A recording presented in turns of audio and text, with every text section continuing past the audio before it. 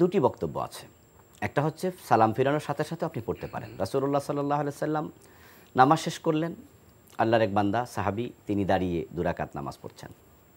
রাসূলুল্লাহ সাল্লাল্লাহু আলাইহি সাল্লাম উনি সালাম ফিরানোর পরে বললেন, ফজরের নামাজ কি দুবার পড়তে হয়, ৪ রাকাত পড়তে হয়? তিনি বললেন, ইয়া রাসূলাল্লাহ, আমি তো সুন্নাহ পড়তে পারিনি, ওই সুন্নাহটা পড়লাম। আল্লাহর হাবিব সাল্লাল্লাহু আলাইহি সাল্লাম চুপ থাকলেন। আরেকটি হাদিসে পাওয়া যায় ফাকালা ফালা ইযান, তারপর তিনি বললেন যে, ও আচ্ছা তাই, অসুবিধা নেই। এজন্য আপনি সালাম ফিরানোর পরপর সুন্নাহ পড়তে পারবেন। কামরাঙ্গীরচর থেকে বলছি, আমার নাম মোহাম্মদ বাবুল হোসেন। জি ভাইয়া বলুন। আমি জানতে চাচ্ছি যে আমরা জানি যে 3 বেলা নামাজ পড়া হারাম, সেই ক্ষেত্রে আসরের আগে পরে মাগরিবের আগে আগে যে সময়টা নামাজ পড়া হারাম, ওই সময় যদি কেউ মসজিদে ঢুকে 2 রাকাত নামাজ পড়ে মানে মসজিদের জন্য, সেটা কি ঠিক হবে কিনা? ধন্যবাদ। আর কোনো প্রশ্ন আছে?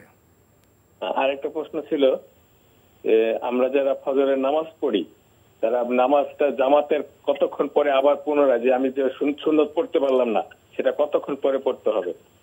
এই দুইটা প্রশ্ন। জি ধন্যবাদ আপনাকে।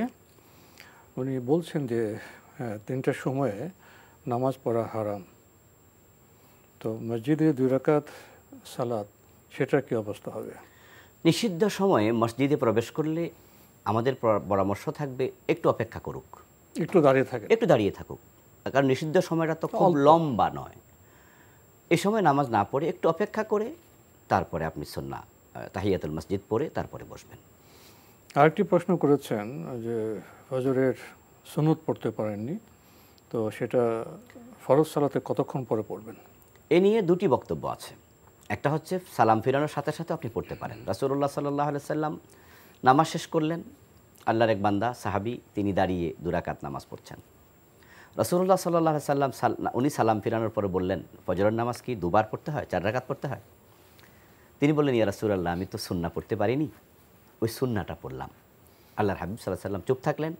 আরেকটি হাদিসে পাওয়া যায় ফাকালা ফালা ইযান, তারপর তিনি বললেন যে, ও আচ্ছা তাই, অসুবিধা নেই। এজন্য আপনি সালাম ফিরানোর পরপর সুন্নাহ পড়তে পারবেন। আরেকটি মত হচ্ছে সূর্য ওঠার পরে আপনি সুন্নাহ পড়ে নেবেন, সেটাও আপনি করতে পারেন।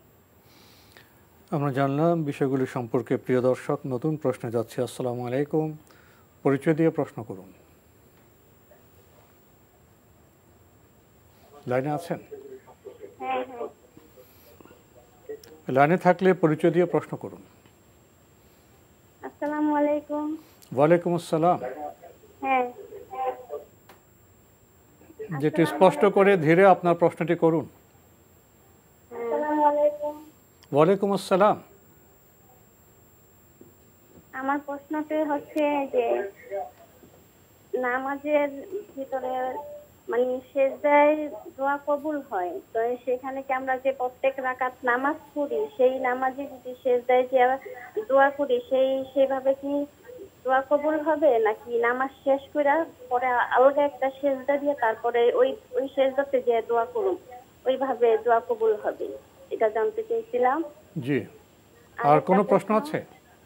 হ্যাঁ, আরেকটা প্রশ্ন হচ্ছে যে আমরা তো বাসায় সূরা তারাবি পড়ি, তো সাথে আমার খালা পড়ে, তাই সে অনেক কিছু জানে না, আমার সাথে পড়ে, তো তখন আমি যে পড়ি সূরা, সে যেটা না পারে সেটা শুনলে তার নামাজটা হয়ে যাবে, এটা জানার ছিল।